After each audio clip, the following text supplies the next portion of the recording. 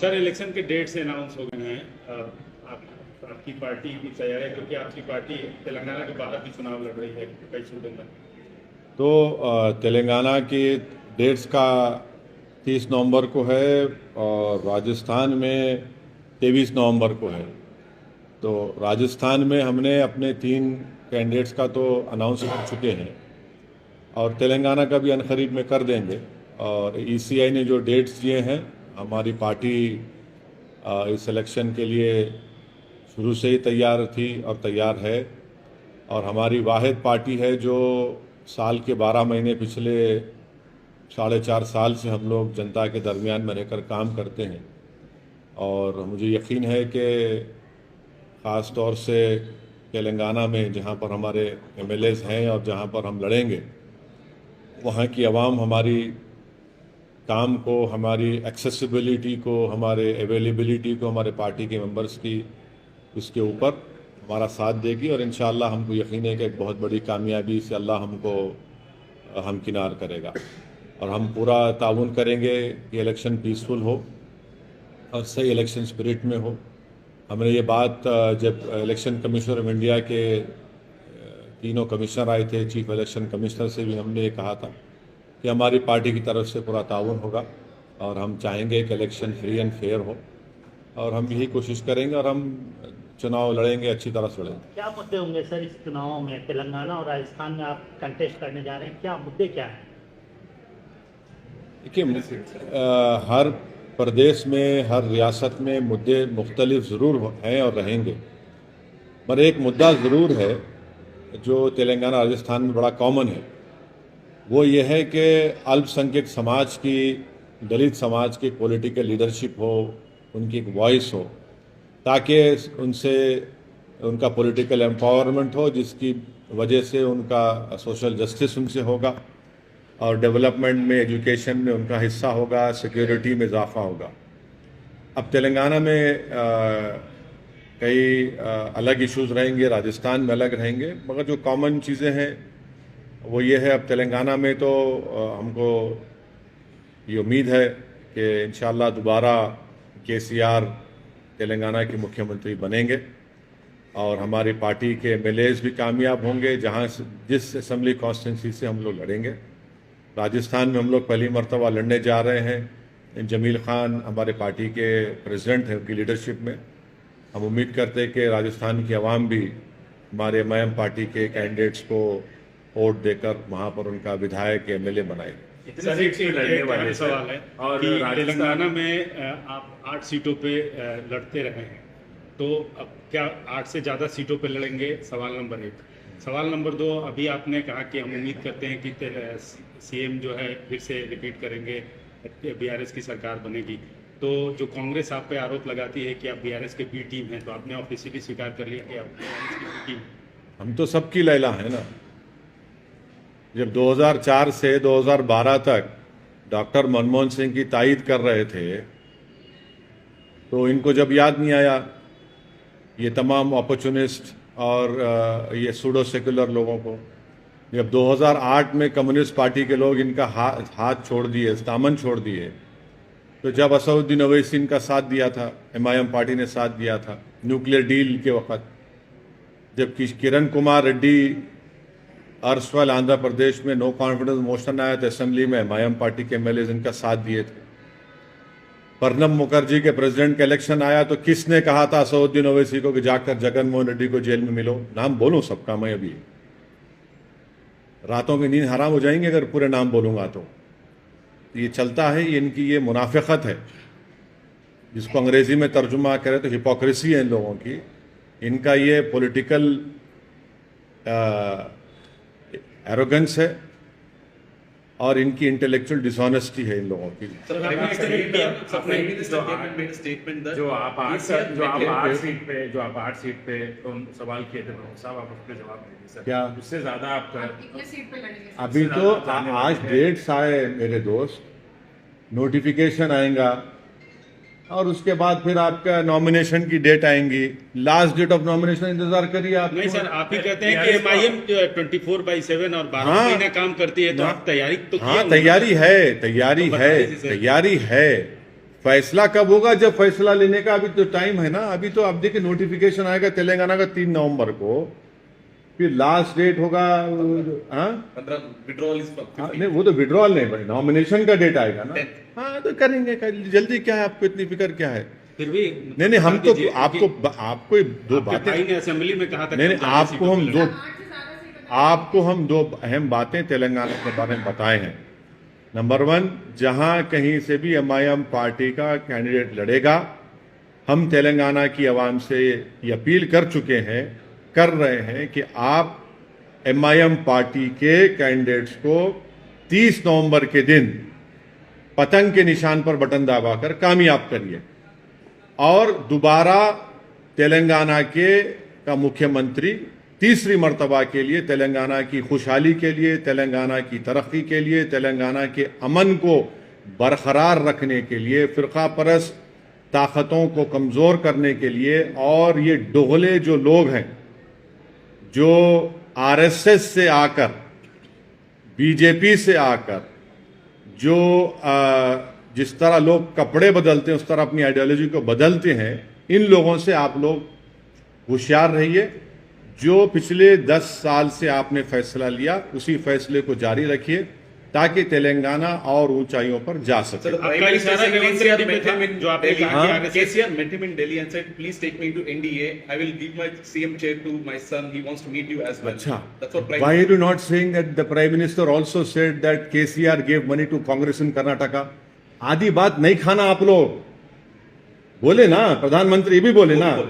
तो अब आप बोलिए सच्चाई क्या है? एक तरफ केसीआर पैसे भी दे रहा कांग्रेस को, पैसे दिए ना करना। अब सच्चाई क्या है बोलो आप, सच्चाई आप ही बोलो मेरे को। दो पार्टीज को आप ही चला रहे हैं, हाँ? दो पार्टीज को आप ही चला अरे पूरी दुनिया को अल्लाह चला रहा मेरे भाई, पूरी पॉलिटिकल पार्टी। अरे पूरी दुनिया को अल्लाह चला रहा। मैं तो अल्लाह, हम सब लोग क्या बोलते कठपतली हैं, हाँ वो दुनिया अल्लाह चला रहा। आप जो प्राइम मिनिस्टर का सिलेक्टिव जुमला निकाल रहे हैं, मगर दोनों जूसी हैं। मगर आप ये सोचिए कि कैसा प्रधानमंत्री है कि एक तरफ ये भी बोल रहे, एक तरफ वो भी बोल रहे। माने प्रधानमंत्री का बोलने का मकसद क्या है कि गिरा तो गिरा मेरी टांग ऊपर, वो मतलब है उनका। अब आप बोलिए कि मेरे से आके मिले और फिर कांग्रेस को पैसे भी दे रहे। प्रधानमंत्री खुद एक चीज को पकड़ लेना, और अगर कोई कांग्रेस से लोग बोले तो फिर ये भी बोले। अगर वो सच बोल रहे तो कई बातें सच निकल जाएंगी, फिर आप लड़ ही नहीं सकेंगे मोदी से। आपने कहा कि आरएसएस से और दूसरी पार्टियों से हाँ। आके चोला बदल के कर रहे हैं, आपका इशारा रेवंत रेड्डी की तरफ था?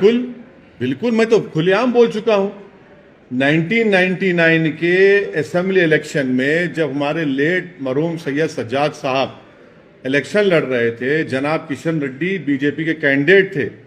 मैंने अपनी आंखों से देखा है उसको, किशन रेड्डी के साथ काम करते हैं बीजेपी का।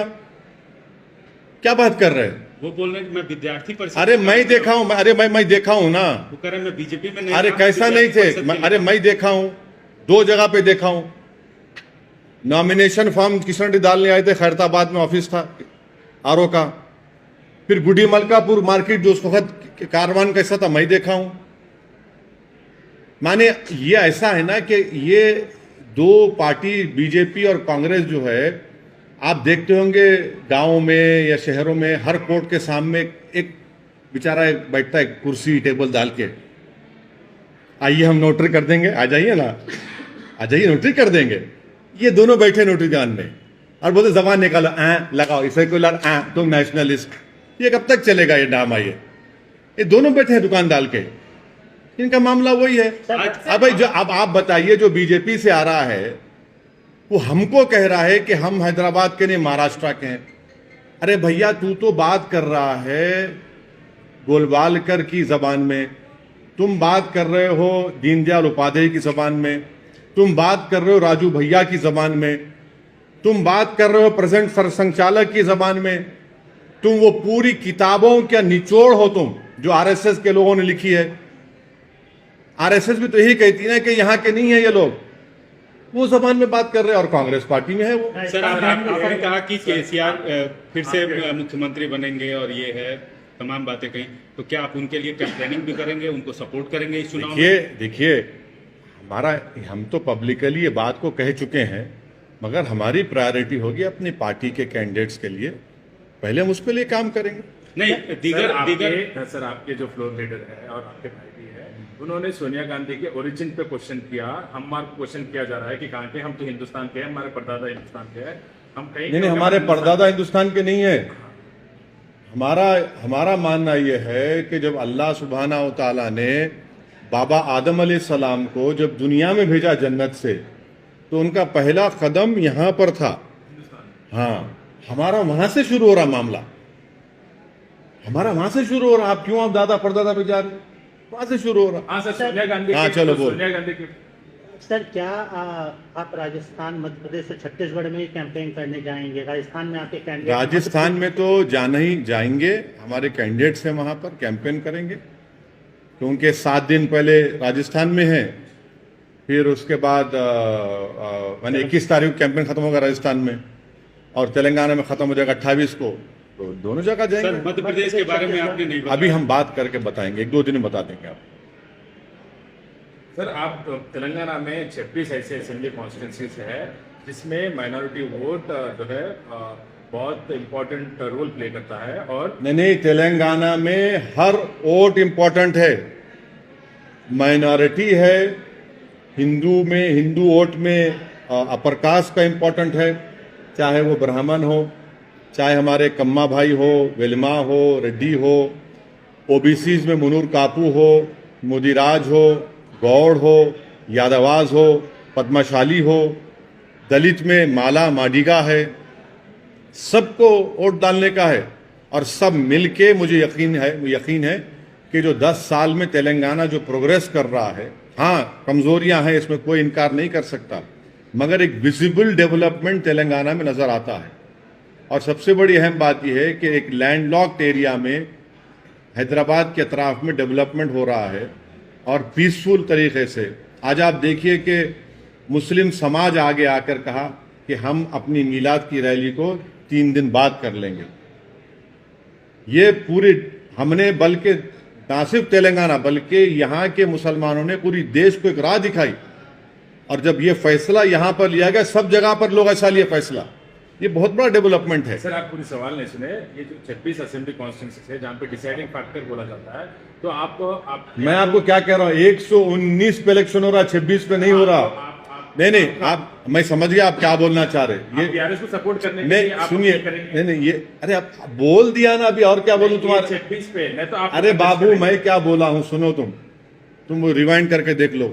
सर, कई राज्यों में, राजस्थान खासतौर पे अगर बात करें, जिक्र करें, राजस्थान में उन्होंने भी बिहार की तर्ज पे कास्ट सेंसस को उन्होंने बोला है कि हम कास्ट सेंसस लेके जाएंगे। एमआईएम पार्टी का आपका क्या रुख है कास्ट सेंसस? हम तो पार्लियामेंट में खड़े होकर देश के प्रधानमंत्री और रूलिंग पार्टी से हमने डिमांड किया कि आप पूरे देश में कास्ट सेंसस कराइए, बल्कि इससे बढ़कर हमने कहा कि आप 50% रिजर्वेशन की लिमिट को ब्रीच करिए, कॉन्स्टिट्यूशनल अमेंडमेंट लाइए। बल्कि इससे ज्यादा हम ही नहीं कहा पार्लियामेंट में कि वुमेन रिजर्वेशन में ओबीसी वुमेन का हिस्सा मिलना चाहिए, मुस्लिम महिलाओं को हिस्सा मिलना चाहिए, और हम ही थे जिन्होंने हमारे अमेंडमेंट्स पर वोटिंग कराई। कांग्रेस ने तो मोदी जी का साथ दिया। ओबीसी से क्या मोहब्बत है कांग्रेस को? क्या तेलंगाना में भी कास्ट सेंसस? अरे पूरे देश में होना चाहिए, क्यों आप तेलंगाना पर, तो पूरा कंट्री में होना चाहिए, और प्रधानमंत्री को करना चाहिए कास्ट सेंसस। और कांग्रेस पार्टी से हमारा सवाल है कि जब चिदम्बरम ने उसको करवाया था तो रिलीज क्यों नहीं किया? उसको रिलीज कर देना चाहिए था यूपीए की सरकार को। आपने उसको क्यों रिलीज नहीं किया? माने जिम्मेदारी आप पर भी आती है, खाती आप भी हैं। ऐसा क्या अनकंफर्टेबल हो गया आप उस रिपोर्ट में देखकर? वो रिपोर्ट तैयार हो चुकी थी 2014 से पहले ओबीसी का सेंसस की, जिसको मनमोहन सिंह की और कांग्रेस सरकार ने रोक के रखा उसको।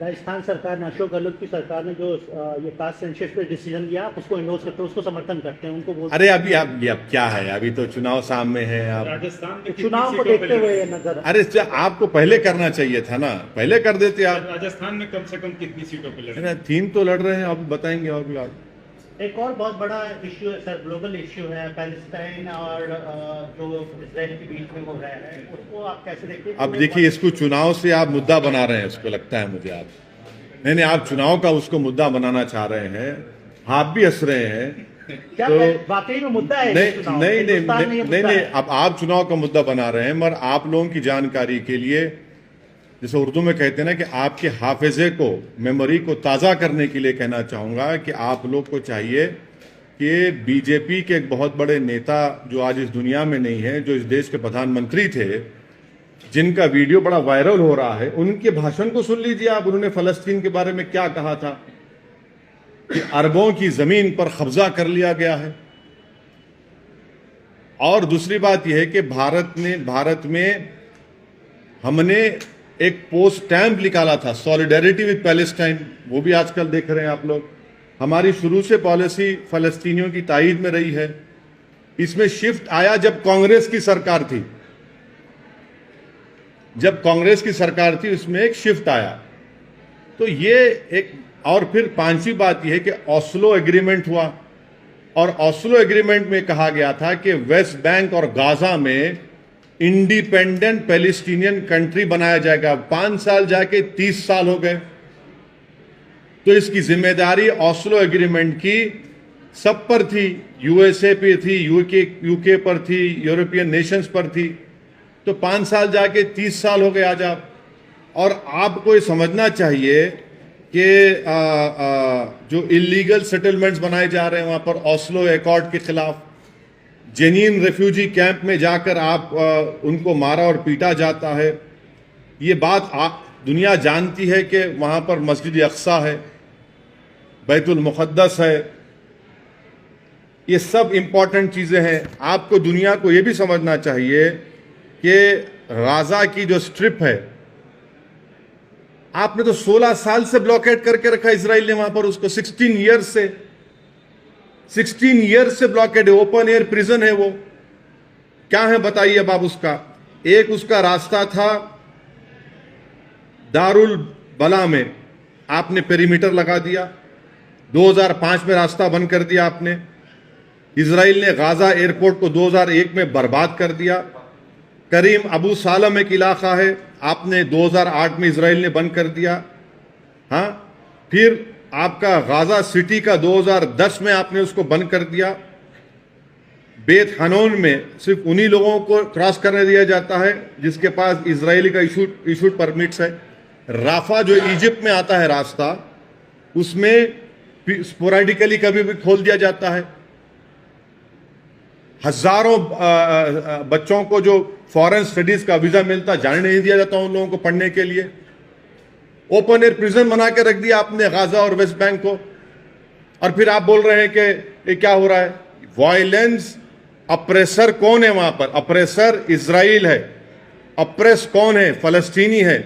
वायलेंस कोई भी करो हम उसको कंडेम करते हैं, चाहे कोई ऑर्गेनाइजेशन करो या फिर इजरायली गवर्नमेंट करो। और आप एक बात समझिए, 90 साल से फलस्तीनियों को दबाया जा रहा है। यूक्रेन में रशिया हमला करता है तो पूरे पहुंच गए। ये कौन सी मोहब्बत है? गोरी चमड़ी से मोहब्बत है और ब्राउन चमड़ी से मोहब्बत नहीं है क्या आप लोगों को? नहीं, सुनिए, यूक्रेन में हमला रशिया ने किया, आप वहां पर पहुंच गए। ये 90 साल से ये लोग हैं भाई। महात्मा गांधी ने क्या कहा था इन लोगों के बारे में, वो भी देख लीजिए आप। तो इस पर इतना ही हमको बोलना है। मुद्दा चुनाव का है, उसको लिमिटेड रखिए। सर 1000 लोग मारे गए इसराइल में, और आप कंडेम भी कर रहे हैं, और 500 टेररिस्ट मारे गए, बल्कि इसराइल डिफेंस फोर्स का ये कर रहा है। उसमें 200 तक, मतलब करीबन रिपोर्ट्स के मुताबिक 200 तक सिविलियंस भी रह सकते हैं बोल के बोल। मगर सर ये क्लियरली वॉर बोल के बोल रहे हैं, तो इस पे आपको what do like to state, because they are calling it as open war, not an escalation. Prime Minister also said it's an act of terror. And also they have And then they also said something else. आपको मैं बताना चाह रहा हूं कि 90 साल में कितने फलस्तीनी मारे गए, कितने बच्चे मारे गए, कितने लोग जेलों में हैं। ओस्लो एकॉर्ड में आपको 5 साल में फलस्तीन को बनाना था, फलस्तीन कंट्री को बनाना था, आप 30 साल हो गए। ये सब चीजें हैं ना, सामने आपके हैं। वायलेंस कोई भी करो हम कंडेम करते उसको। मगर यहां पर जो वायलेंस जो सबसे ज्यादा किया जा रहा है वो तो इजराइल की तरफ से हो रहा है 90 साल से। 90 साल से कैंप डेविड कितने मरतबा बताइए। वायलेंस के मानते नहीं, वायलेंस को कंडेम करते हैं। अरे भाई, आप जो गाजा वेस्ट बैंक को आप फलस्तीनी मुल्क क्यों नहीं करार देते आप? और आपको तो कोई जो जो जो उसमें क्या बोलते हैं उसको, कौन सा लाइन बोलते हैं, जो ग्रीन लाइन की बात नहीं हो रही, आप तो ग्रीन लाइन नहीं बोले, वो दूसरे इलाकों में क्यों नहीं कर रहे आप? विड्रॉ कर लेना सर, क्या विड्रॉ करें? आपको मालूम ही नहीं क्या विड्रॉ करें, कुछ विड्रॉ नहीं करे, झूठ। Global powers have failed Palestine, sir. Yes, and it's a deliberate failure. It's a deliberate failure because it is they who were responsible for the implementation of Oslo Accord. And they had given a commitment that within 5 years, a new independent Palestinian country will come into existence. 30 years have passed. They remained as mute spectators when Israel entered into those areas and started building settlements.